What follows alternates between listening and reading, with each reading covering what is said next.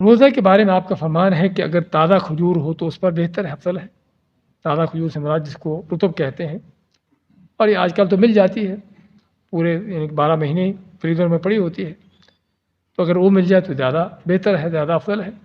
ورنہ عام کھجور کوئی بھی ہو، اگر کھجور نہیں تو پھر پانی، اللہ کے نبی فرماتے ہیں کہ جس کو کھجور نہ ملے تو پانی کے گھونٹ لے لے، کیونکہ پانی جو ہے خالی پیٹ معدے میں پانی جانا جو ہے اس سے کیا ہے، معدے کی صفائی ہوتی ہے، معدے کے جراثیم مرتے ہیں۔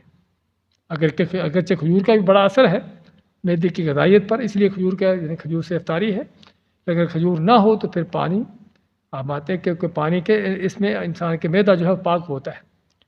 اگر پانی بھی نہ ہو تو پھر جو اللہ کی نعمت میسر ہے، کوئی جوس ہے، کچھ بھی ہے، یا کوئی کھانے کی چیز ہے، تو جو بھی ہو۔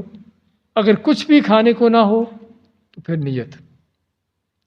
نیت سے ہی آپ اپنا روزہ افطار کر سکتے ہیں۔ بعض اوقات کچھ بھی کھانے پینے کو نہیں ہوتا، آدمی ایسی جگہ پر ہے، مجھے یاد ہے میں کچھ سال پہلے لندن میں تھے، تو کسی پروگرام میں سینٹرل لندن میں جانا ہوا تھا، تو وہاں پر بہت روڈوں پہ رش ہوتا ہے، تو رمضان کا مہینہ تھا، تو نکلے پروگرام کر کے عصر کے ٹائم تقریباً۔ اب اصل یہی تھا کہ ہم پہنچ جائیں گے جہاں پر ہمارا افطاری کا پروگرام تھا، لیکن رش کی کیفیت یہ کہ ہم رش میں پھنسے ہوئے روڈ پر، نہ کوئی دائیں نہ آگے بھی نہ پیچھے کہیں جانے کا موقع نہیں تھا، اور وہیں پر سورج غروب ہو گیا، اور روزہ افطار کرنے کو کچھ بھی پاس نہیں تھا۔ تو ہوتا بعض اوقات ایسا کہ تو اگر کچھ بھی نہ ہو تو پھر جو ہے پھر کیا ہے، نیت۔